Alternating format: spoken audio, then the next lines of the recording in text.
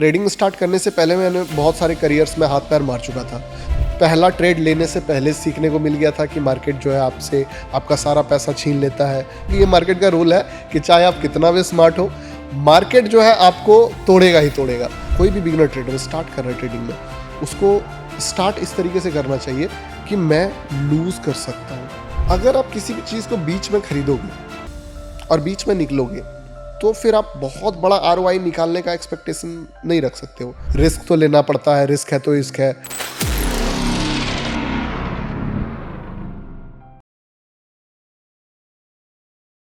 नमस्कार, बाज़ार के माहिर के एक और ख़ास एपिसोड में आपका स्वागत है। और हमारी हर बार यही कोशिश रहती है कि हम आपको मार्केट के ऐसे एक्सपर्ट से मिलाएं जिनको मार्केट में काफ़ी सालों का एक्सपीरियंस रहा हो और वो आपको अपने एक्सपीरियंस, अपनी जर्नी से कुछ सिखा पाएँ कि आपको क्या चीज़ें करनी चाहिए ट्रेडिंग में, क्या नहीं करना चाहिए, कौन कौन से ऐसे ट्रिक्स होती है जो आप यूज़ करके आप प्रॉफिट कमा सकते हैं। तो आज इसी सीरीज़ में हमारे साथ हैं stock learner Gautam Jha sir. तो सर से जानते हैं आज सर की जर्नी, कैसे इन्होंने अपने यूट्यूब चैनल को बनाया और कैसे स्टॉक मार्केट की जर्नी है एक लॉस मेकिंग से प्रॉफिट मेकिंग बनी है। हेलो सर, कैसे हैं आप? मैं ठीक हूँ, आप बताओ कैसे? All good sir. सर, मैं सबसे पहले आपकी जर्नी जानना चाहूँगा कि जब हम स्टॉक मार्केट में एंटर करते हैं तो चैलेंजेस क्या होते हैं और क्या ऐसे मूव होते हैं जिनसे आपको सबक मिलता है? देखिए, स्टॉक मार्केट में वैसे तो स्टार्ट करते समय सब बहुत ज़्यादा ओवर मोटिवेटेड होते हैं, क्योंकि हम लोग एंटर करते हैं उसके पीछे भी कुछ रीज़न होता है। या तो किसी का वीडियोस देख रहे होते हैं, या तो कुछ ऐसा न्यूज़ हमारे माइंड में आता है जिसके थ्रू हम लोग मोटिवेट होके उस दिशा में आगे बढ़ते हैं। क्योंकि ऐसे बहुत कम ही लोग होते हैं कि जो सोच के आए कि चलो ठीक है ये करियर देखते हैं। कुछ ऐसा दिखता है लालच टाइप का, जो कि हमें बड़ा पैसा दिखता है, तो फिर हम लोग उस डायरेक्शन में जाते हैं। और सबसे बड़ा जो प्रॉब्लम भी वो होता है कि हमारे माइंड में ड्रीम होता है, और वो ड्रीम जो है मार्केट पहले तो थोड़ा सा उसको पुश करता है कि यार लो थोड़ा पैसा, तुम देखो कितना पैसा दे है मार्केट में। और फिर उसके बाद इंसान लॉजिकल नहीं रहता है जो ड्रीम्स के थ्रू आता है, या अगर एंटर कर भी लिया है उसके बाद भी अगर लॉजिकल हो गया तब तो बात बढ़िया बात है। बट वो ड्रीम्स ही उसके माइंड में रहता है और वो चीज़ उसको जो है फिर डायरेक्शन पूरा नेगेटिव में लेके चला वहाँ पे इमोशन कनेक्ट हो जाते हैं उसके। बिल्कुल। और वो उस चीज़ के लिए देखो, वो उस चीज़ के लिए तैयार नहीं होता ना, क्योंकि स्टॉक मार्केट टाइम मांगता है कि आप अगर मार्केट में आए हो तो चीज़ें समझने में आपको समय लगेंगी। पर वो आदमी जिस चीज़ को देख के आया, मान लो कोई किसी ने का पॉडकास्ट ही देख लिया, किसी का कोई वीडियो देख लिया कि किसी ने एक ट्रेड में इतना अमाउंट बना लिया है, या किसी ने एक मतलब ईयर में इतना बड़ा प्रॉफिट बनाया। अब वो उसका पूरा जर्नी खत्म हो गया, समझा ही नहीं क्या है। अब वो अमाउंट उसके माइंड में बैठा हुआ है और वो उस अमाउंट के दिमाग में लेके चल के एकदम स्टार्ट किया ट्रेडिंग, तो वो बाकी का सारा प्रोसेस जो है वो इग्नोर कर देता है और बस उस अमाउंट को चेस करने लगता है या उससे मिलता जुलता अमाउंट को, तो फिर वहाँ से उसका माइनस पे चला जाना स्टार्ट हो जाता है। जी। तो जब आपने ट्रेडिंग जर्नी स्टार्ट की तो वो मैं जानना चाहूँगा कि आपने जैसे बहुत सारे चैलेंजेस आते हैं, फैमिली चैलेंजेस आते हैं, फाइनेंस का चैलेंजेस आता है, आपकी स्टडीज का चैलेंजेस आता है। तो आपने जब मार्केट स्टार्ट किया तो वो क्या क्या स्टेप्स थे, क्या क्या चैलेंजेस थे, कहाँ से आपको मोटिवेशन मिलता था उन चीज़ों में? देखो, मैंने क्या हुआ कि ट्रेडिंग स्टार्ट करने से पहले मैंने बहुत सारे करियर्स में हाथ पैर मार चुका था। मैं गाने बनाया, मैंने म्यूजिक वीडियो शूट किए, मैंने क्लाइंट्स के लिए जो है वीडियो शूट किया, ब्रांड्स के लिए ऐड शूट किया, मैं गाने लिखता भी था। उसके बाद मैंने स्टूडियो भी खोला था। मैंने एक सॉफ्टवेयर होता था FL स्टूडियो, उसको भी 2-3 साल दे के सीखा था। तो मुझे थोड़ा सा आइडिया लग चुका था कि कोई भी ज़िंदगी में काम करो, अगर आप उसको सीखोगे तो चीज़ें बहुत स्मूथली चलेगी। तो मेरे लिए मेरा ट्रेडिंग करियर थोड़ा सा बोल सकते हो कि ज़्यादा बेटर था कि मैं लॉजिकली आया था। तो मैंने, हालांकि उसके बाद भी नुकसान होता है क्योंकि ये मार्केट का रूल है कि चाहे आप कितना भी स्मार्ट हो, मार्केट जो है आपको तोड़ेगा ही तोड़ेगा। तो बट फिर भी मैंने मार्केट में स्टार्ट करने से पहले चाहे जितने भी बुक्स हैं वो सारे बुक्स पढ़ने का बोला, चलो जितना ज़्यादा एफर्ट करना हो कर देते हैं। जितने बुक्स हो सके, पॉडकास्ट हो सके, वीडियोज़ हो सके, इंटरव्यूज़ हो सके, सब देख डाले। उसके बाद मैंने ट्रेडिंग में कदम रखा। मुझे बहुत सारा लेसन जो है वो पहला ट्रेड लेने से पहले सीखने को मिल गया था कि मार्केट जो है आपसे आपका सारा पैसा छीन लेता है। फिर अगर आप उस पैसे को रिकवर कर लेते हो तो आप एक प्रॉफिटेबल ट्रेडर बन जाते हो। अगर आप नहीं कर पाए उस प्रॉफिट को, अपने लॉसेस को रिकवर, तो वहाँ से लॉस मेकिंग का जर्नी चल जाता है। तो ये सारा चीज़ मैं स्टार्ट करने से पहले ही सीख चुका था। आपका चैनल स्टॉक लर्नर है? हाँ। जब आपने स्टार्ट किया चैनल तो क्या मोटिवेशन था कि हाँ मुझे यूट्यूब पे जाना चाहिए, क्या इंस्पिरेशन थी उसके पीछे की? देखो, एक तो सबसे पहला चीज़ क्या था कि मैं इससे पहले भी यूट्यूबर रह चुका हूँ, गाने वाने डालता था, तो थोड़ा यूट्यूब के साथ मेरा पहले से ही रिलेशन रहा है। अब क्या हुआ, जब मैं इस फील्ड में घुसा, ट्रेडिंग को समझा, बहुत सारे लोगों के इंटरव्यूज, बड़े traders, Paul Tudor Jones, Larry Hite, Ed Seykota, Michael Marcus, इस टाइम के दिग्गजों का देखा, बुक्स पढ़ा, तो मुझे एक चीज़ समझ में आया कि हम लोग जो इन्फॉर्मेशन के पीछे भाग रहे हैं, उससे कई ज़्यादा इंपॉर्टेंट इन्फॉर्मेशन हमें पता ही नहीं है कि उसको भी जानना है। लाइक क्या है ना कि अगर आप ट्रेडिंग का नॉलेज अभी चेक करो कि मुझे ट्रेडिंग सीखना है, आपको 90% कंटेंट जो है वो चार्ट पे मिलेगा कि आप ये इंडिकेटर लगा लो, ये आप जो है प्राइस बिहेवियर, ये कैंडल स्टिक चार्ट पैटर्न समझो, और यहाँ से। बट जब आप मार्केट को 2-3 साल देते हो तो आपको फील होता है कि ये चार्ट का गेम सिर्फ 20% है, सारा गेम जाके साइकोलॉजी पे आ जाता है कि चार्ट तो दे देगा 1:10 का रिस्क रिवॉर्ड, आप ले ही नहीं पाओगे, आप थोड़ा सा प्रॉफिट मिलेगा, आपको लगेगा यार हो गया। तो ये सब चीज़ जब मैंने समझा तो मुझे लगा यार ये चीज़ का गैप है मार्केट में, और इस गैप को जो है कोई देखा, मुझे वैसा मिल नहीं रहा था कि जो इन्फॉर्मेशन मुझे चाहिए था वो वीडियोस में मिला नहीं था। तो मैंने क्या किया, सिंपल बुक्स का जो नॉलेज था मेरे पास शुरुआत में, वो नॉलेज को मैंने ट्रांसफ़र करना स्टार्ट किया वीडियोस के थ्रू। जो कुछ बुक्स थे, जैसे एक बुक था the trading in the zone, वो एक साइकोलॉजी बेस्ड बुक था कि कैसे ट्रेडिंग साइकोलॉजी काम करती है। अब वो बुक हिंदी में है ही नहीं, तो मैंने पढ़ा, वो बुक कमाल का बुक है, बट उसका कोई वीडियो हिंदी में नहीं है। तो मैंने क्या किया, उसका एक ट्रांसलेटेड टाइप का वीडियो बनाया, मतलब अपने से जो मैंने समझा, समरी बनाया। तो पहला वीडियो मेरा वो था जो कि थोड़ा वायरल गया, लोगों को बहुत पसंद आया। तो उसके बाद जब मेरा खुद का भी एक्सपीरियंस मार्केट में होता गया, तो फिर धीरे धीरे करके वही सारे साइकोलॉजी बेस्ड चीज़ें जो मैं फील किया कि एक ट्रेडर का जर्नी में प्रॉब्लम होता है, मान लो लॉसेज हुआ तो किस तरीके से डील करना है, या एक जर्नी किस तरीके से हो सकता है मार्केट में, वो सारे चीज़ को मैं यूट्यूब के थ्रू लोगों तक पहुंचाना स्टार्ट किया। तो यूट्यूब का जो मेरा जर्नी रहा वो इस तरीके से स्टार्ट हुआ, बुक से स्टार्ट हुआ, फिर वो साइकोलॉजी पे। बाद में जब जाहिर सी बात है एक लोग आपको सुनना स्टार्ट करते हैं, एक फैमिली क्रिएट हो जाता है, तो फिर आपको उनको टेक्निकल भी सिखाना पड़ेगा, आपको उनको हर एक चीज़ जो प्रॉब्लम वो आप ही को सॉल्व करना पड़ेगा। तो फिर उस तरीके से यूट्यूब जो है स्टार्ट हो गया। आपका ट्रेडिंग माइंडसेट कैसे इवॉल्व हुआ, स्पेशली जब आप लॉस फेस कर रहे हो? देखिए, लॉस जब फेस कर रहे थे तभी तो इवॉल्व नहीं हुआ, तभी तो माइंड जो है वो ये कर रहा था कि इसको रिकवर करना है। माइंड पूरा उसका जोन ही अलग होता है, वो बोल सकते हो कि उस समय माइंड बर्बाद होता है। इवॉल्व तो तब होता है जब आप अच्छा कर रहे होते हो मार्केट में। मान लो कि आप थोड़ा सा पैसा कमाए मार्केट से, एक अच्छा ट्रेड लिए, आप उस समय इवॉल्व होते हो, आपको लगता है वाह यार ये चीज़ बढ़िया है, अब थोड़ा सा इस अगला ट्रेड और अच्छा परफॉर्म करेंगे, अगला ट्रेड में और बेटर मैं होल्ड करूंगा किसी ट्रेड को। तो इस तरीके से जब आप अच्छा कर रहे होते हो तो आप बहुत ज़्यादा इवॉल्व कर रहे होते हो। लेकिन ऐसा नहीं है कि जब लॉस होता है तो इवॉल्व नहीं होता है। वो सारे नॉलेज जो आप लॉस कर रहे हो उस समय तो आप जो है परेशान रहते हो कि टेंशन है भाई, इस लॉस को रिकवर करना है, फिर अगला लॉस जो है और बड़ा हो गया, फिर फाइट कर रहे हैं वहाँ पे जाके कि यार लॉसेस बर्दाश्त नहीं हो पर आज के आज रिकवर करना है। तो जो लॉसेस मैंने किया था उस टाइम पे उसका नॉलेज मुझे नहीं आया कि क्या इससे सीखने को मिला। बट जब एक टाइम के बाद सारे मिस्टेक्स को मैंने पीछे मुड़ के देखा तो फील हुआ कि अच्छा ये चीज़ें नहीं करनी है, ये चीज़ें करनी है। और वही लॉसेस जो है फिर आपको प्रॉफिटेबल की तरफ लेके जाता है, क्योंकि आप अगर एक बहुत अच्छा, इस पर एक बुक भी है, बेस्ट लूजर विंस, ठीक है, उसमें कहते हैं कि अगर आप प्रोफेशनल लूजर बन जाओ मार्केट में, बस आपको जीतना कैसे उस चीज़ पे ज्ञान नहीं चाहिए, हारना कैसे है वो अगर आप सीख गए, और वो भी प्रोफेशनली, ऐसे नहीं कि एक ट्रेड लिया और उस पर 10,000 का लॉस हुआ, नहीं, उसको रिकवर करने के लिए डबल क्वांटिटी में फिर एक ट्रेड मारते हैं, रिकवर हो जाएगा, फिर ट्रिपल मारते हैं और ज़्यादा ट्रेड करते हैं।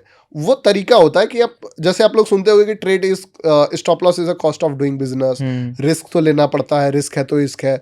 तो जो रिस्क लेने का तरीका भी है वो बहुत मैटर करता है। तो उस बुक को अगर आप पढ़ सकते हो तो पढ़ना। कहा गया है कि अगर आप स्मार्टली लॉसेस लेना सीख गए मार्केट में तो मार्केट आपको प्रॉफिट देगा ही देगा। तो मैंने अपने लॉसेस से बहुत सारे नॉलेज लिया, और वो लॉसेस का अब जाके पता चलता है सिग्निफिकेंट रोल रहा है ट्रेडिंग जर्नी में। तो लॉसेस तो नो डाउट बहुत सारी चीज़ सिखाया है। बिगिनर ट्रेडर की सबसे कॉमन मिस्टेक क्या होती है और वो कैसे उसको अवॉइड करें? देखो, बिगिनर ट्रेडर का सबसे कॉमन मिस्टेक क्या होता है ना कि कोई भी ट्रेडर जब मार्केट में आता है तो वो एक छोटा चीज़ को भूल जाता है कि ये भी एक स्किल है। जैसे आप डॉक्टर बनते हो, इंजीनियर बनते हो, या फिर कोई भी करियर ऑप्शन चूज़ करते हो, बेसिक से बेसिक करियर ऑप्शन में भी आपको टाइम देना पड़ता है। पर बिगनर ट्रेडर क्या करता है कि शुरुआत में उसको कोई गाइड नहीं करता है कि ऐसा कुछ आपके साथ होने वाला है, उसके साथ हो जाएगा। एक छोटा सा क्या है कि रूल है, देखो एक एग्जांपल मैं दूंगा। एक मेरे बहुत बोल सकते हो कि गुरु मानता हूँ मैं, एड्सकोटा। वो क्या हुआ था कि एक बार उनसे पूछा किसी ने कि एक बात बताइए, 95% ट्रेडर लूज कैसे कर जाता है जबकि ये गेम 50-50 है। आज एक बच्चे को अगर आप बाई सेल करने दो कि HDFC बैंक बाई करो या फिर सेल करो, तो आप बताओ उसका जीतने का संभावना कितना है? 50% है ना। चलो चार्जेस ब्रोकरेज हटाए 45% फिर भी, पर लॉन्ग टर्म में ये गेम 10-90 कैसे बन जा रहा है? कुछ तो कॉमन मिस्टेक है, राइट। तो वो लेके गया उसको कि ये सवाल जब एड्सकोटा से पूछा गया तो एड्सकोटा उसको लेके गया। एक सेमिनार चल रहा था ट्रेडिंग के ऊपर, वो जाके उठाया, वो जाके गया वहाँ पे और पूछता है कि आप में से कितने सारे लोगों को लगता है कि आप एक प्रॉफिटेबल ट्रेडर बनोगे? सभी ने हाथ उठाया। वो बोला कि देखो, अभी अभी इन लोगों ने एक फंडामेंटल ट्रूथ को डिनाई किया है। क्या सब ट्रेडर बन सकता है? नहीं। किसी को लगता ही नहीं कि मैं लूज करूंगा। हर आदमी को लगता है कि मैं लूज 90% लॉस करेंगे, 10% पैसा बनाएंगे। 100 आदमी आया, 90 आदमी लूज करेगा। बट आप किसी से भी पूछो बिगनर ट्रेडर से, तो उसको लगेगा कि वो 90 में नहीं आएगा, वो 10 में आएगा। लेकिन इसका उल्टा है, आप क्या बोलोगे तो डिमोटिवेट हो जाए कि मैं 90 में आऊंगा। अगर आप ये मान लेते हो कि आप 90 में आ सकते हो, तो आप फिर प्रिपेयर करोगे ना उस चीज़ के लिए। आप 90 में हो, ऑब्वियसली आप 90 में हो तो आप उस चीज़ का तैयारी करोगे कि कैसे मैं 10 में जा सकता हूँ या 90 में मैं किस तरीके से बच सकता हूँ जाने से। लेकिन जो पहले से ही मान के रखा है कि यार मुझे तो 10 में ही जाना है, तो सबसे बड़ा जो मिस्टेक है बिगिनर ट्रेडर का, उसको पता ही नहीं है कि वो लूज कर सकता है। वो सिर्फ प्रॉफिट देखता है शुरुआत में और सारा दिमाग उसी चीज़ के अराउंड लगाता है। स्ट्रेटजी हो जाए, क्वांटिटी बढ़ाना हो, कुछ भी हो। जो आदमी अगर कोई भी बिगिनर ट्रेडर स्टार्ट कर रहा है ट्रेडिंग में, उसको स्टार्ट इस तरीके से करना चाहिए कि मैं लूज कर सकता हूँ, मेरे से गलती हो सकती है। तो फिर उसका ब्रेन उसको सजेशन देगा कि एक काम करो, इस चीज़ को अवॉइड कैसे करें, सीखते हैं। अच्छा टाइम लगेगा, वो स्टडी करेगा कि लोग बर्बाद कैसे हुए, वो सारे मिस्टेक वो खुद नहीं करेगा। अगर सिर्फ ये डायरेक्शन हो जाए ना माइंडसेट को कि मैं गलती कर सकता हूँ, मैं भी 90% में जा सकता हूँ, आपका चांस बहुत ज़्यादा बढ़ जाएगा। मैं बोलता हूँ 30-40% तो बढ़ गया कि आप जो है इस वाले लिस्ट में आ जाओगे। 50-50 में तो आ ही जाओगे। 50-50 में तो आ ही जाओगे। तो सबसे बड़ा मिस्टेक यही होता है एक बिगिनर ट्रेडर का कि वो सोचता है कि वो एक्सेप्शन है, बाकी सब लॉस करेंगे, वो नहीं करेगा, इसलिए वो तैयारी नहीं कर पाता है। हाई ROI ट्रेड्स आइडेंटिफाई करने के लिए आपका प्रूवन प्रोसेस क्या है? देखो, हाई ROI वाले ट्रेड्स आपको कैसे मिलेंगे? कोई भी मार्केट अगर मूव करता है तो एक पॉइंट से लेके दूसरे पॉइंट तक पहुंचा। अगर आप किसी भी चीज को बीच में खरीदोगे और बीच में निकलोगे, तो फिर आप बहुत बड़ा ROI निकालने का एक्सपेक्टेशन नहीं रख सकते हो, वो अलग चीज है। ROI आपको मिलता है, सबसे बड़ा ROI होल्ड करके ट्रेंड को, और उस ट्रेंड में भी आपको थोड़ा सा अर्ली एंट्री करना पड़ेगा, या चलो अगर थोड़ा अर्ली एंट्री नहीं भी किए तो बाद में भी किए, बट आपको ट्रेड को होल्ड करना पड़ेगा, तभी वो ROI मिलेगा। लाइक मैं अपना एक बताता हूँ आपको ट्रेड कि 2023 की बात है। एक ट्रेड था एक्साइड इंडस्ट्रीज का। तो उस ट्रेड में मुझे दिखा एक समय पे थोड़ा सा वो प्राइस बिहेवियर का कि यार ये 80 पैसे का स्टॉप लॉस से मैं इसको इंट्राडे में ले सकता हूँ, और ये शाम तक जो है 3:30 तक बहुत ऊपर तक जाएगा। जब मैं एंटर किया तो मेरे माइंड में आया यार इसको मैं इंट्राडे में क्यों, इस पोजीशन को तो मैं कन्वर्ट करके CNC भी कर सकता हूँ, कैरी फॉरवर्ड कर सकता हूँ, क्योंकि ये हो सकता है अब कल भी जाए, परसों भी जाए, क्योंकि ये एक बड़ा रिवर्सल दिख रहा था मुझे। और वो 320 के रिस्क से मैंने एक छोटा सा इनिशियल क्वांटिटी डाला था, उसको चलना स्टार्ट किया। जब वो शाम के टाइम में उसको कन्वर्ट किया CNC में, फिर वो और ऊपर गया, उसको उसके अगले दिन होल्ड करते करते मेरा माइंड सेट बदल गया, उसको मैं स्विंग में ले गया, स्विंग से इन्वेस्टमेंट में ले गया, और विश्वास नहीं करोगे आप, सिर्फ 320 रुपये का रिस्क था इनिशियल। उस ट्रेड में मैंने 5 लाख का प्रॉफिट बनाया ऑलमोस्ट, लाइव में लोगों को दिखा के। इवन वो ट्रेड मेरे टेलीग्राम पे पोस्टेड भी है डेट एंड टाइम के साथ। एंट्री कहाँ पे ली थी आपने? 80 पैसे का स्टॉप लॉस था, ठीक है। एंट्री जो है वो ऑलरेडी पोस्टेड था, मेरे साथ बहुत मेंबर्स ने भी लिया था। और उस ट्रेड में एंट्री कुछ तगड़ा है वैसा कुछ नहीं है, या फिर बोल सकते हो कि ट्रेड बहुत तगड़ा है। मैंने उस ट्रेड को होल्ड बहुत बड़ा किया। तो जो सबसे बड़ा मेन रीज़न है ROI का, वो है कि आप कोशिश करो छोटे टाइम फ्रेम पे ट्रेड्स को आइडेंटिफाई करने का और उसको बड़े टाइम फ्रेम पे होल्ड करने का। The Ninja technique of high ROI। क्योंकि अगर आप मान लो कि 1 आवर कैंडल में एंटर करोगे और 1 आवर में एग्जिट करोगे तो स्टॉप लॉस भी तो बड़ा होगा। लेकिन अगर आप 5 मिनट में एंटर कर लो तो स्टॉप लॉस छोटा हो गया और उसको आप बड़े टाइम फ्रेम तक होल्ड करो, 1 डे पे आ जाओ, इन्वेस्टमेंट की तरफ ले जाओ, स्विंग की तरफ ले जाओ, तो वो काफ़ी ज़्यादा हाई ROI वाला ट्रेड मिलेगा। दूसरी एक छोटा सा ट्रिक है, न्यूटन का एक लॉ है, पहला लॉ, कि कोई भी चीज़ तब तक स्थिर रहती है जब तक कि कोई एक्सटर्नल फोर्स उस पर काम ना करे। आपको वही एक्सपेक्ट करना है जो होता आया है। यानी कि अगर आपको हाई ROI चाहिए तो जैसे कि मान लो कोई स्टॉक है जो खड़ा है या फिर कोई भी इंस्ट्रूमेंट खड़ा है, हम लोग क्या सोचेंगे कि मेरे लेने के बाद ये फट जाए, पूरा ऊपर चले जाए या शॉर्ट करने के बाद गिर जाए। भाई जो 1% दिन में हिलता है उस पर आप 10% का मूव एक्सपेक्ट नहीं कर सकते हो। लेकिन कभी जाके आप नोटिस करना, आप खोलना मार्केट और जाके देखना कि टॉप गेनर टॉप लूजर कोई अगर 8% चढ़ा है ना तो शाम तक आपको वो 14% भी चढ़ता हुआ दिखेगा या फिर 3-4% गिरता हुआ दिखेगा। आपको एक right stop loss, right method चाहिए एंटर करने का। जो चीज़ में ऑलरेडी हाई ROI देते आ रहा है, फट रहा है, मोमेंटम पकड़ा हुआ है, वो चीज़ अगर आप उसी चीज़ से एक्सपेक्ट करोगे तो वो ज़्यादा रीजनेबल रहेगा। तो जिस चीज़ में लाइक मान लो अगर बिटकॉइन बूम कर रहा है, पूरा रॉकेट बना हुआ है 5 मिनट के कैंडल्स पे, तो आप फिर से एक्सपेक्ट करो कि फिर मेरे घुसने के बाद भी बूम आएगा। नहीं जाएगा तो स्टॉप लॉस जाएगा। ठीक है, कोई स्टॉक अगर 4% चढ़ा हुआ है तो वो स्टॉक से आप एक्सपेक्ट कर सकते हो कि वो अपर सर्किट भी मारे।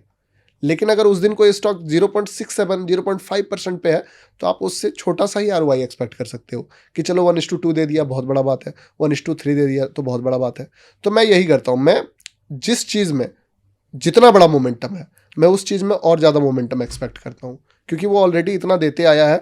15% का रास्ता 5% से होते हुए ही जाता है। हाँ, मेन गेम उसमें लिक्विडिटी कहा जाता है। बिल्कुल। जिसमें अच्छी ज़्यादा लिक्विडिटी है, जिसमें वॉल्यूम ज़्यादा है, बिल्कुल वो आपको मूवमेंट भी तो नहीं बढ़ा देगा। बिल्कुल। और बिग प्लेयर्स का बात है कि अगर वो 5% चढ़ा सकता है तो उसने उसको चूज किया है।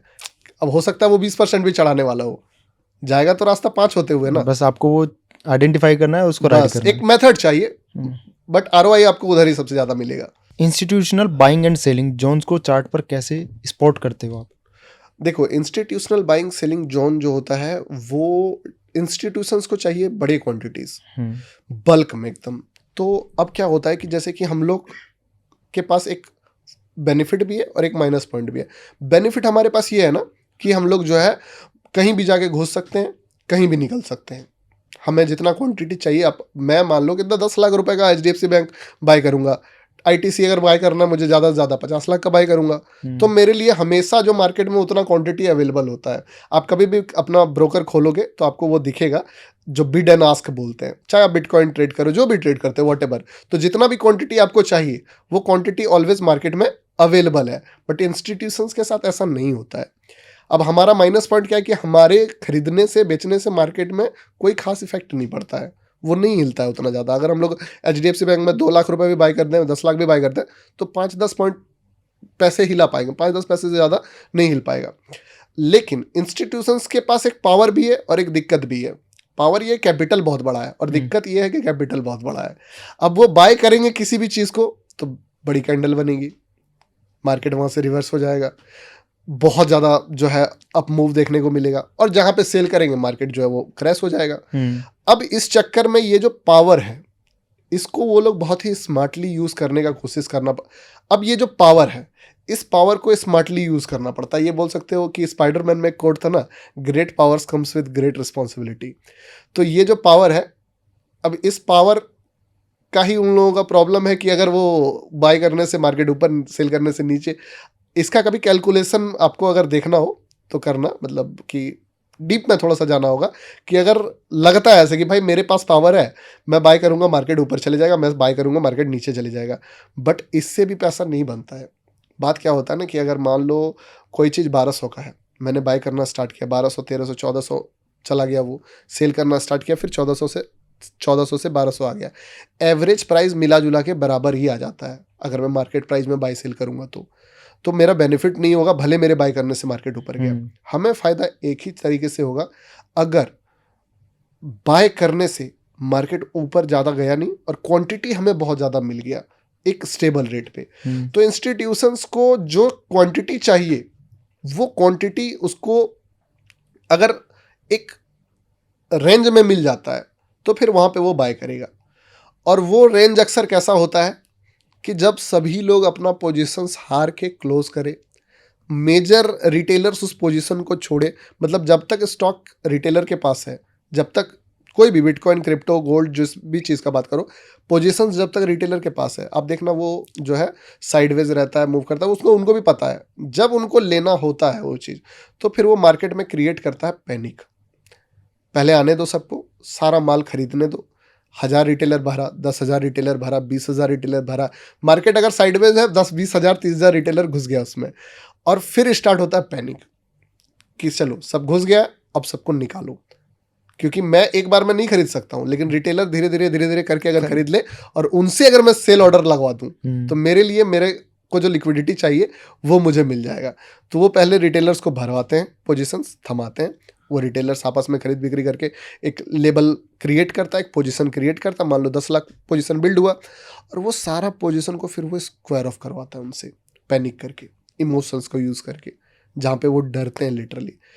और हर ट्रेडर को ऐसा लगता है कि वो जो है उसको डर लग रहा है, उसने अक्सर ये चीज़ एक ट्रेडर फील करता है कि मेरे स्टॉप लॉस के बाद ही मार्केट जो है मूव कर जाता है, मुझे बाहर कर देता है मार्केट, उसके बाद चला जाता है। तो वो सिर्फ उसको लगता है, बट आप किसी से भी पूछो आपको ये आंसर मिलेगा कि मुझे बाहर करने के बाद मार्केट जो है मूव कर जाता है।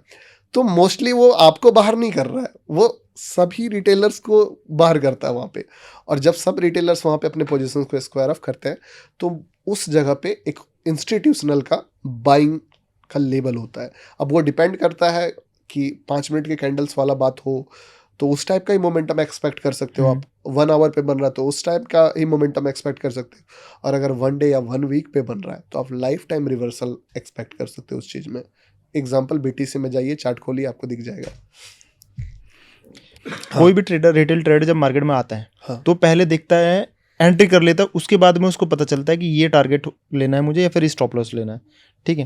बट बहुत सारे लोगों को ये पता ही नहीं होता कि कहाँ पे आपको स्टॉप लॉस लेना है, कहाँ पे टारगेट लेना है। बट कहीं कहीं ये भी होता है कि भाई हमें एंट्री लेने से पहले पता होना चाहिए हमारी एग्जिट क्या है। बिल्कुल ठीक है, तो उस चीज़ को कैसे आइडेंटिफाई करना चाहिए? देखो, अगर मेरे से कोई पूछे ना कि व्हाट इज ट्रेडिंग, तो trading is finding the best stop loss. मेरे हिसाब से होता क्या है ना, ये रिटेल ट्रेडर बहुत ज़्यादा बिगनर ट्रेडर मिस्टेक करता है। वो सबसे पहले एंट्री लेता है, सही बोले आप। एंट्री लेने के बाद क्या करता है, वो स्टॉप लॉस ढूंढता है कि कहाँ स्टॉप लॉस लगा सकता हूँ। स्टॉप लॉस से पहले वो टारगेट ढूंढता है। एक बिगनर ट्रेडर को बस टारगेट दिखता है, कभी कभी तो वो भी नहीं दिखता, बस एंट्री दिखता है कि मार्केट ऊपर जा रहा है, घुस जाओ। सबसे बेस्ट अप्रोच पता है ट्रेडिंग का क्या होता है, कि आप स्टॉप लॉस ढूंढो सबसे पहले। वर्स्ट केस सिनेरियो, बेस्ट में चलो ट्रेंड फॉलो भी कर सकते हैं, टारगेट से ज़्यादा भी होल्ड कर सकते हैं, बट वर्स्ट केस सिनेरियो पहले प्लान होना चाहिए।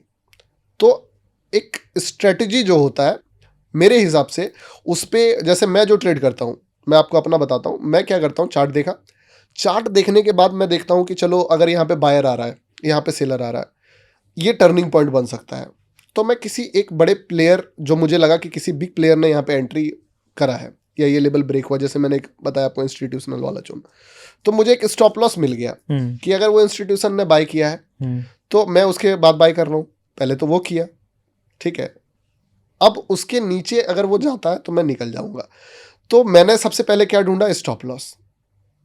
स्टॉप लॉस अगर मुझे लग रहा है कि मैं ले सकता हूं, अब देखना स्टॉप लॉस का भी क्या है, बिगिनर ट्रेडर मिस्टेक भी ये करता है ना, वो स्टॉप लॉस भी अपने अकॉर्डिंग लगाता है कि अच्छा 500 का ले लेता हूं, 2000 का ले लेता हूं, 5000 का ले लेता हूं। और ये कैलकुलेशन किस हिसाब से आया, उस पर तो क्वांटिटी कितना लिया ये तो बताया ही नहीं गया है। हो सकता है उसने 2000 का क्वांटिटी खरीदा है और वो जो स्टॉप लॉस यूज कर रहा है वो बहुत छोटा सा स्टॉप लॉस है, उसको थोड़ा बड़ा स्टॉप लॉस चाहिए। स्टॉप लॉस भी बहुत तरह का स्टॉप लॉस है, technical stop loss, psychological stop loss, money stop loss, time stop loss, indicator stop loss.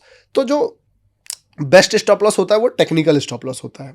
तो अगर कैंडल दिखा कि चलो इस कैंडल के नीचे स्टॉप लॉस डाल रहे हैं, कितना क्वांटिटी लेना है, अगर मुझे मान लो 1000 रुपए का रिस्क मैं एक्सेप्ट कर सकता हूँ, तो अगर 5 रुपए का दिख रहा है स्टॉप लॉस, तो 1000 डिवाइडेड बाय 5 कितना क्वांटिटी आया, 200। तो मेरा क्वांटिटी 200 होगा। तो वो तरीके से ट्रेड होता है। बट ये गलती बहुत ज़्यादा होता है कि आदमी पहले एंट्री करेगा, उसके बाद क्वांटिटी कोई मतलब ही नहीं, और वो बाद में P&L देख के एग्जिट मारेगा कि चलो 2,500 हो गया, निकल जाता है 3,000। हो सकता है आप 2,500 का स्टॉप लॉस पे निकलने वाले थे, 2,600 रुपये का जो लेवल था, मतलब जिस जगह पे वो टेक्निकली पहुंचता, वो एक रीजनेबल था। सिर्फ 100 रुपये बचाने के चक्कर में पूरा ट्रेंड वहां से रिवर्स हुआ, आप एग्जिट कर गए। या हो सकता है आप जरूरत से ज़्यादा स्टॉप लॉस डाल और दिए फिर आप फोमो में आगे ट्रेड और फोमो में आगे ट्रेड किए। तो इसीलिए पहला चीज़, ट्रेडिंग अगर करना है, सिस्टम अगर डेवलप किए हैं आप, कोई भी सिस्टम, चाहे जो भी स्ट्रेटजी आप यूज़ करते हो, ऑलवेज फाइंड स्टॉप लॉस पहले। उसके बाद देखो कि जो क्वांटिटी आप उस स्टॉप लॉस पे ले रहे हो, जो रिवॉर्ड आपको दिख रहा है वो फेवरेबल है। कई बार तो आदमी 10,000 कमाने के लिए 20,000 का रिस्क ले लेता है, और उसको लगता है वो चीज़ वो कैलकुलेट ही नहीं कर रहा है। बहुत सारे लोग यूट्यूब पे दिखाते भी हैं। हाँ, क्या होता है ना कि वो दिख रहा है कि ये टारगेट है, स्टॉप लॉस देखा ही नहीं। अब जब वो रीजनेबल स्टॉप लॉस जो लगेगा, वो स्टॉप लॉस थोड़ा नीचे है, अब वो स्टॉप लॉस लेगा तो वो 15,000 का लॉस और 10,000 का प्रॉफिट, तो ये रिस्क रिवॉर्ड फेवरेबल है ही नहीं। तो सबसे पहले स्टॉप लॉस देखा, अगर वो स्टॉप लॉस लग रहा है डाइजेस्टेबल है, फिर रिवॉर्ड देखा कि चलो रिवॉर्ड, अगर मैं 5,000 का स्टॉप लॉस ले रहा हूँ, रिवॉर्ड 15,000 का है, वहां पे मिल सकता है टेक्निकली, जो भी सपोर्ट रेसिस्टेंट मान लो देख रहे हैं। प्राइस एक्शन को लॉजिकली समझाने के लिए आप बिगिनर ट्रेडर को क्या एडवाइस देना चाहोगे? प्राइस एक्शन को लॉजिकली समझने के लिए देखिए, प्राइस क्या होता है, प्राइस एक्शन का बात को समझिए। ऐसे तो बहुत सारे लोग ये ना, कुछ मैं जब वीडियोस बनाता हूँ, लाइव करता हूँ, तो लोग पूछते हैं कि SMC बेस्ट है, कोई बोलता है कि ICT बेस्ट है, कोई बोलेगा कि इंडिकेटर बेस्ड है, कोई बोलेगा मैं तो डिमांड एंड सप्लाई ट्रेड करता हूँ, सपोर्ट एंड रेजिस्टेंस ट्रेड करता हूँ, कोई बोलेगा मैं ब्रेकआउट ट्रेड करता हूँ, कोई बोलता है मैं प्राइस एक्शन ट्रेड करता हूँ। ये सब कुछ प्राइस एक्शन ही है, ठीक है। प्राइस एक्शन का ही पार्ट सारा चीज़ है। प्राइस एक्शन मतलब क्या, एक जो प्राइस है, मान लो 120 130 किसी चीज़ का प्राइस कर रहा है अभी, और उसका जो एक्शन है, जिस तरीके से वो गया, कोई कैंडल स्टिक भी बोल रहा है कि मैं कैंडल स्टिक सीखा, चार्ट पैटर्न सीखा, वो भी प्राइस एक्शन है। तो वो प्राइस का जो एक्शन है, उस चीज़ को प्राइस एक्शन बोलते हैं। यानी कि किसी भी जगह से किसी जगह तक अगर मार्केट गया है, किस तरीके से गया है, उस चीज़ को एनालाइज करना। अब प्राइस एक्शन को बढ़िया से समझने के लिए आप समझिए कि ये प्राइस एक्शन क्रिएट कैसे होता है। मार्केट में दो पार्टिसिपेशन है, एक है बुल और दूसरा है बियर। ये दोनों में कांस्टेंट फाइट चल रहा होता है। कभी बुल डोमिनेट करता है गेम को, कभी बियर डोमिनेट करता है गेम को, और इसी डोमिनेंस के थ्रू मार्केट जो है वो लाइन क्रिएट करता है, या फिर बोल लीजिए वो कैंडल्स क्रिएट करता है। तो आप समझो कि हम लोग उसको चार्ट की तरह सोच रहे हैं, लेवल्स की तरह सोच रहे हैं, बट एक्चुअली में क्या है, वो दो पार्टिसिपेशन का फाइट है। तो आप हमेशा माइंड में दो कैरेक्टर बनाओ अपने अंदर। जैसे मैं बोलता हूँ उसको राजू विशाल, ठीक है, Raju equal to bull, Vishal equal to bear. कि अब एक कैंडल बना रेड, फिर ग्रीन बना, मान लो कोई चीज़ 120 से, जैसे एक कैंडल क्या बताता है, ओपन, हाई, क्लोज और लो। तो मान लो कोई चीज जो है वो 200 से स्टार्ट हुआ, 230 तक, 200 से स्टार्ट हुआ, 400 तक गया, गिर के फिर 100 तक भी आया, बट क्लोज जो है वो 250 में किया। अब ये कैंडल लगेगा डोजी, क्योंकि ऊपर भी बहुत बड़ा हाई, नीचे भी बहुत बड़ा लो, और क्लोजिंग सिर्फ 200 से 250। बट इसको डिकोड करो आप, और डिकोड करके क्या निकलेगा कि राजू गेम में आया, एक टाइम पे बहुत जीता वो गेम को, फाइट किया, डोमिनेट किया, एकदम विशाल का बैंड बजा दिया। लेकिन जैसे ही 100 पे आया, राजू एकदम पीक पे था 400 पे, अपुनिज भगवान है, लेकिन वहां से फिर विशाल ने गेम को पूरा पलट दिया, और वो पलट के उसको 100 तक लेके आ गया। और फिर राजू ने जो है वो, जैसे कि बॉलीवुड पिक्चर में होता था ना कि हार मर जाता था हीरो, एकदम लग रहा कि अब खत्म हो गया, लेकिन फिर उसको आवाज दिया कि भाई तुमको फाइट करना पड़ेगा, उसकी गर्लफ्रेंड या जो भी है। तो वहां से फिर से राजू उठा, और उठ के 250 तक क्लोज कर दिया ले जाके मार्केट को। तो जब आप इस तरीके से सोचोगे, दो कैरेक्टर बना लो, उस तरीके से सोचो, कैंडल्स को भी देखो, इसका पूरा एक्सरसाइज करना पड़ेगा आपको, तो वो ज़्यादा बेटर चीज़ें अंडरस्टैंड होंगी। तो आप जो है इस गेम के ब्रेन में घुस जाओगे, क्योंकि अल्टीमेटली बुल और बियर ही फाइट कर रहा है, राजू और विशाल का ही लड़ाई है ये पूरा का पूरा।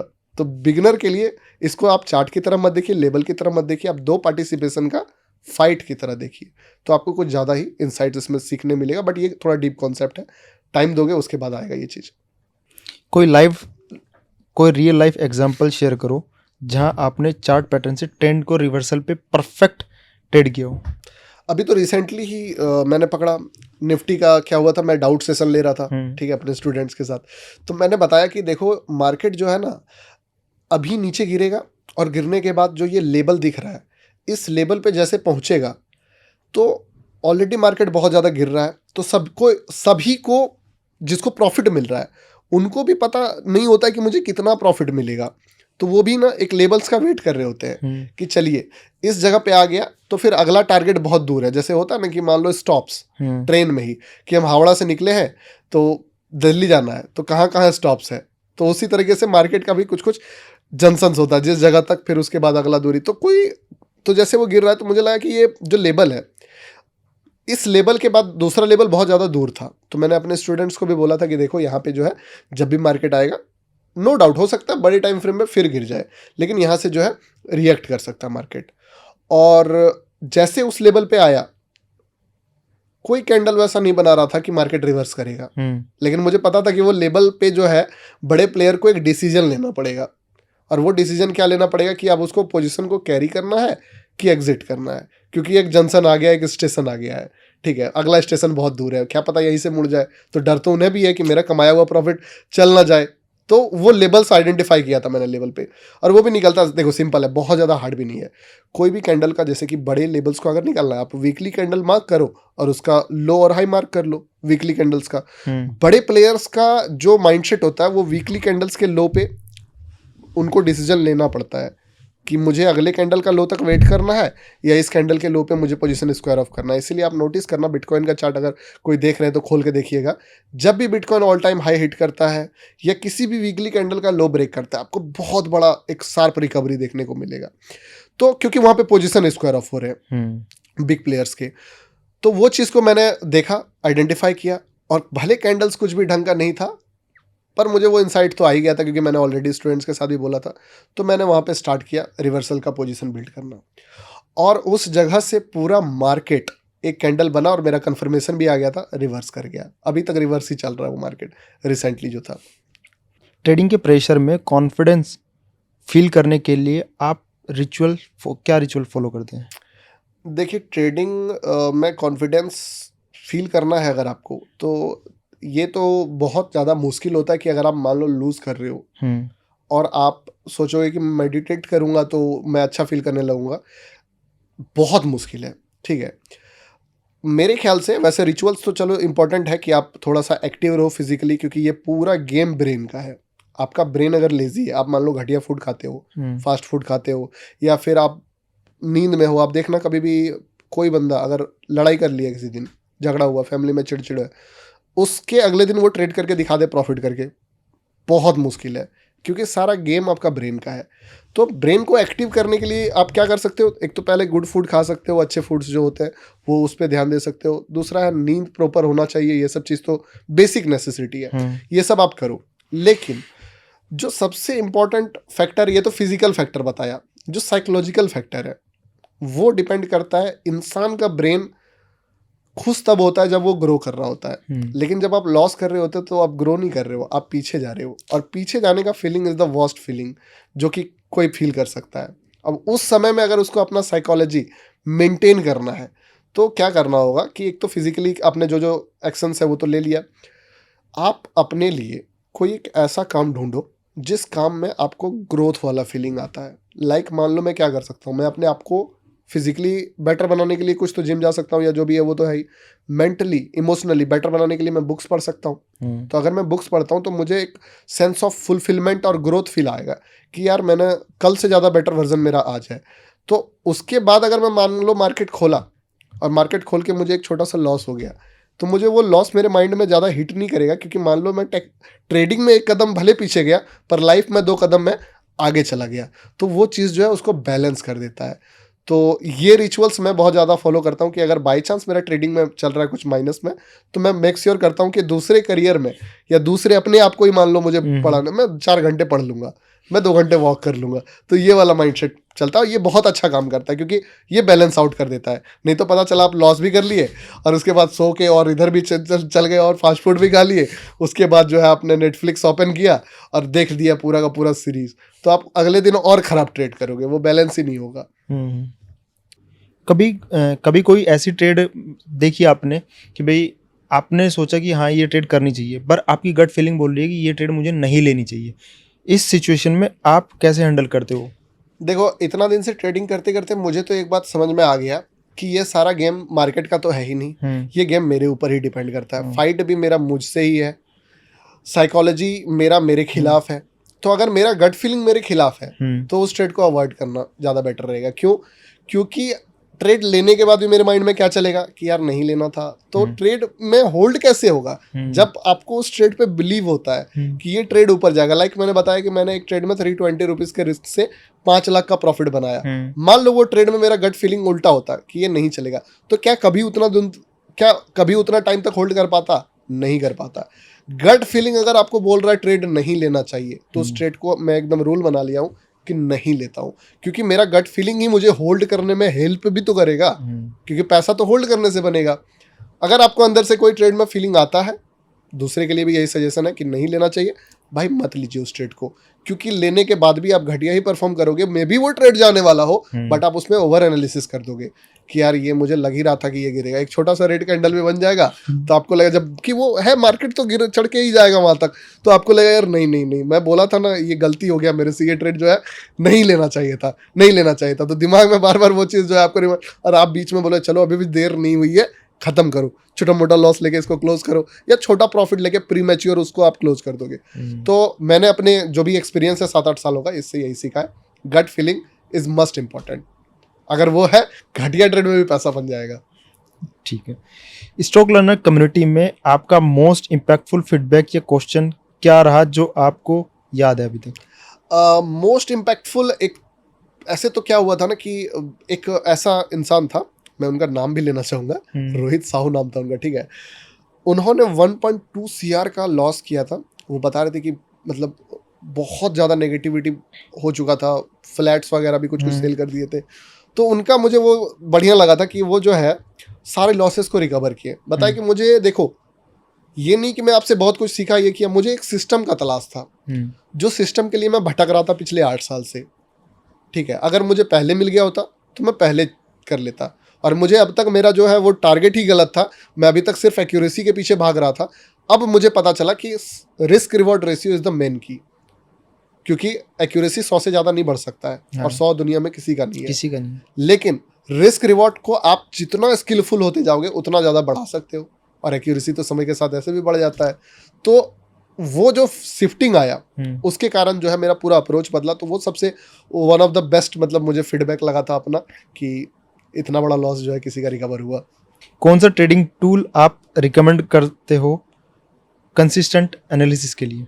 देखो वैसे तो चार्ट देखने के लिए ट्रेडिंग व्यू तो है ही, बट अगर फंडामेंटल एनालिसिस वाला तो मेरा बहुत दिन से अभी छूट गया माइंड से। तो पहले करता था, टिकर टेप किया, तिजोरी किया, बट अब जो है मैं थोड़ा सा ना, मुझे लगता है कि भाव ही भगवान है वाला जो कहानी है ना, कि राजू और विशाल ये जो 2 टूल्स हैं, जो बायर और सेलर का फाइट है, इसके अलावे मुझे तो फिलहाल के लिए कुछ देखने का जरूरत नहीं पड़ता है। तो ये जो 2 कैंडल्स रेड और ग्रीन, इनका जो आप फाइट को अगर ऑब्जर्व कर सकते हो और इसको अगर सीख गए, तो सारा टूल्स इसी से बना हुआ है।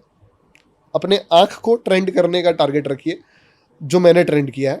मैंने इसी चीज़ को एकदम कि मुझे चार्ट देखूं, और मुझे जैसे एक डॉक्टर देखता है ना वो कार्डियो वाला जो लाइंस रहता है, तो समझ जाता है। बट हम लोग वो चार्ट को नहीं समझ सकते हैं, जिनको नहीं पता नहीं समझ सकेंगे, ठीक है। इवन मैं कभी कभी देखता था कि कोई दोस्त का कुछ फ्रैक्चर वैक्चर हुआ, मैं एक्सरे में ढूंढ के नहीं निकाल पाता था कि कहाँ हड्डी टूटा है, बट वो डॉक्टर देख लेते थे, ठीक है। तो जो चीज़ है वो अपने आंखों को ट्रेंड कीजिए, चार्ट्स को समझने का सबसे बेस्ट रहेगा। Price behaviour. अगर नए ट्रेडर को सिर्फ एक एडवाइस देना हो, वो क्या होगा? देखिए, नए ट्रेडर को एडवाइस मैं वही दूंगा जो एडवाइस मैंने सीखा था शुरुआत में, कि ये जो गेम है, ये गेम है क्या, कि don't focus on making money, just focus on protecting what you have. आप अगर अभी जाके पूछोगे 90% लूजर ट्रेडर से कि आपकी ज़िंदगी का मकसद क्या है, आपको सबको एक ही आंसर देंगे, जो भी उन्होंने अमाउंट लूज़ किया है, किसी के लिए वो 4,40,000 हो, किसी के लिए 1.5 करोड़ हो, किसी के लिए 45 लाख हो, वो सब आपको यही बोलेंगे कि मुझे बस मार्केट से ये लॉस रिकवर करना है। तो आप समझो उनका टारगेट जो उनको पूरा करना है वो ऑलरेडी आपका पूरा हुआ है, आप अभी लॉस नहीं किए हो, ठीक है। तो आप उस पैसे को इतना रिस्पेक्ट करो, उसके एक एक रुपए को रिस्पेक्ट दो आप, ठीक। अगर आप उस पैसे को रिस्पेक्ट करोगे तो फिर आपका टारगेट कुछ और रहेगा। दूसरा चीज़, आज अगर आप उसको रिस्पेक्ट नहीं दोगे तो आज नहीं तो कल वो पैसा लॉस होगा। और 90% ट्रेडर्स के साथ में जो बिगनर ट्रेडर अभी मान लो जिसको मैं दे रहा हूँ सजेशन, वो भी टारगेट अपना बदलेगा। जो पैसा अभी आपके पास है आप इसको वैल्यू नहीं कर रहे हो, मान लो 1.5 लाख रुपए है, आपको लग रहा है अरे ये नहीं, मार्केट के पास जो 50 लाख है आपको वो दिख रहा है, बट जैसे आप ये पैसा लूज कर दोगे आपको वो 50 लाख नहीं दिखेगा, आपको यही 1.5 लाख दिखेगा कि मुझे इस 1.5 लाख को वापस करना है। तो इसका वैल्यू जो आप बाद में करोगे वो अभी करो। अभी अगर करते हो तो शायद जर्नी कुछ और रहेगा। नेक्स्ट 1-2 साल में हाँ जी, स्टॉक लर्नर चैनल और आपकी कम्युनिटी जो है, आप उसको किस तरीके से देख रहे हो? देखो मैंने वैसे इस चैनल का नाम स्टॉक लर्नर्स इसीलिए रखा था, लर्नर्स रखने वाला था, बट लर्नर्स क्या होता है ना, कुछ कॉपीराइट इशू आ जाता है क्योंकि ये थोड़ा फील्ड स्पेसिफाई नहीं था और ये ऑलरेडी लिया हुआ नाम था। तो मैंने स्टॉक लर्नर्स रखा क्योंकि मुझे लगा कि एक इंसान को लाइफ लॉन्ग लर्नर बनना चाहिए।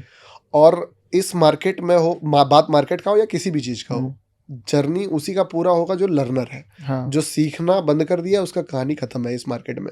तो मैं इस चीज़ को डे वन, ये कम्युनिटी मेरा लर्नर्स का कम्युनिटी था कि सीखने वालों का कम्युनिटी, और आगे भी मैं बस इसका मेरा जो माइंडसेट है वो यही है कि मार्केट जिस तरीके से बदल रहा है उस बदलाव को भाप के अपने आप को बदलना है। और जो मेरे साथ जितने लोग जुड़े हुए हैं मैं सबके साथ भी वही लर्निंग वाला एटीट्यूड रखता हूँ कि आप लोग भी जो है बदलाव को भाप के अपने आप को बदलना सीखो, और उसके लिए जितना हेल्प लगेगा वो मैं करने के लिए रेडी हूँ। तो ये कम्युनिटी मेरा लर्निंग के एटीट्यूड में ही रहेगा। ट्रेडिंग ब्रेक्स में जो ट्रेडिंग ब्रेक्स होते हैं, जैसे आप Monday to Friday trading work होते हैं, फिर सैटरडे संडे ऑफ होते हैं, उसमें आपकी फेवरेट हॉबी क्या होती है और क्या क्या एक्टिविटी करते हो उस टाइम पे? देखो मैं तो ज़्यादा वैसे ट्रेड भी नहीं करता हूँ क्योंकि मुझे लगता है कि जितना ज़्यादा आप मार्केट में रहोगे, बहुत ज़्यादा ऐसे लोग कहते हैं कि यार ट्रेडिंग है फुल टाइम एकदम दिन भर बैठे रहना है मार्केट में, बट मैंने एक डेटा देखा, मतलब कि 90% लोग जो 3-30 तक ट्रेड करते हैं वो लॉस में बैठ के उठते हैं, और जिस दिन प्रॉफिट बनना होता है 10-11 बजे बन जाता है। 3-30 वाला जो उठ रहा है, कोई 2 बंदा बैठ रहा है ट्रेडिंग करने, मान लो एक कमरे में 10 लोग ट्रेड कर रहे हैं, उसमें से देखना जो 3-30 तक ट्रेड किया उससे जाके पूछोगे तो वो लॉस बताएगा, और जो 10 बजे निकल गया है वो प्रॉफिट में होगा। तो इसके कारण मैं भी बहुत ज़्यादा एग्रेसिव ट्रेडिंग पे बिलीव नहीं करता हूँ। मेरे ख्याल से ट्रेडिंग जितना कम हो उतना ज़्यादा बेटर है तभी, क्योंकि आप ज़्यादा रहोगे मार्केट में, फाइट करोगे, क्योंकि अभी माइंड ट्रेंड नहीं है, आपका ट्रेड भले रहना चाहिए, आप हमेशा मार्केट में नहीं रहो। तो मुझे तो मज़ा आता है कि चलो सैटरडे संडे आया, फ्राइडे ख़त्म हुआ, तो मैं क्या करता हूँ, मैं कभी दोस्तों के साथ निकल लिया, ज़्यादातर मुझे ड्राइविंग बहुत पसंद है, तो गाड़ी निकाल के तो म्यूज़िक प्ले किया बड़े साउंड में, तो बिग साउंड में एकदम दिया म्यूज़िक, निकल गया, चाय पीने चला गया 40 किलोमीटर, कभी 30 किलोमीटर इधर यहाँ से बात करने चला गया, खाली रोड एक्सप्लोर करने, यही सब चलता है एटीट्यूड। बाकी मौका भी मिल जाता है कहीं घूमना हो तो वो भी हो जाता है। बुक्स पढ़ना मुझे बहुत पसंद है तो वो भी करता हूँ। अगर ट्रेडिंग में आपको एक सुपर पावर मिल जाए तो आप क्या लेते और क्यों? ट्रेडिंग में मुझे अगर सुपर पावर मिले तो जो है मैं पसंद करूँगा कि अपने इमोशंस को पूरा कंट्रोल करने का अगर मुझे क्षमता मिल जाए। मतलब मैं अगर अपने आप को इंसान और रोबोट जैसे बोलते हैं ना कि रोबोट, अगर पूरा रोबोट भी बन जाऊं तो वो इंसान वाला चीज़ को ऑब्जर्व नहीं कर पाऊंगा, जो गट फीलिंग बोलते हो या जो, बट मैं चाहता कि मेरा एग्जीक्यूशन जो है वो वाला बेनिफिट मुझे मिल जाए कि अगर मुझे कोई ट्रेड लग रहा है कि वो जाएगा 10 से 150 तक, तो वो कैपेसिटी आ जाए, क्योंकि इंसान हूँ कहीं ना कहीं, मुझे भी होता है कि 40-45 जाने के बाद एक बार लगता है यार ये रिट्रेस कर जाएगा, कहीं रिवर्स ना कर जाए। तो अगर वो सुपर पावर आ जाए तो अडिग वाला एकदम कि जो डिसीजन लिया वो ले लिया, तो ये सबसे बेस्ट रहेगा मेरे लिए। बाकी सब तो है ही, एंट्री पता ही रहता है, इवन सब ट्रेडर्स को भी ये होता है कि उनको पता होता है कि यहाँ तक जाएगा बट होल्ड ही नहीं कर पाते हैं, तो वो वाला सुपर पावर मेरे लिए सबसे ज़्यादा बेस्ट है। Thank you so much sir, आप मोस्ट आए वेलकम। और आपने पॉडकास्ट किया। थैंक यू बुलाने के लिए आपके शो पे। अच्छा, और अगर आप चाहते हैं कि हम सर को फिर से बुलाएं तो कमेंट कीजिए और लाइक कीजिए वीडियोज़ को, और सर के चैनल को जाके सब्सक्राइब कीजिए। Stock learners, keep learning, keep supporting. Thank you for inviting us. And psychology पे अगर और चर्चा करना है, अगर आपको वीडियो पसंद आई है तो आप कमेंट कीजिएगा, बिल्कुल मिलेंगे किसी नेक्स्ट पॉडकास्ट में। अगर आपके भी कोई फेवरेट ट्रेडर हैं जिन्हें आप बाजार के माहिर पर देखना चाहते हैं तो हमें कमेंट बॉक्स में ज़रूर बताएं, हम उन्हें इनवाइट करेंगे। और हाँ, अगर आप एक ट्रेडर हैं और अपनी जर्नी बाजार के माहिर पर शेयर करना चाहते हैं तो डिस्क्रिप्शन में दिए फॉर्म को ज़रूर भरें। ऐसे ही और वीडियोस देखने के लिए चैनल को सब्सक्राइब करें और बेल आइकॉन भी प्रेस कर दें।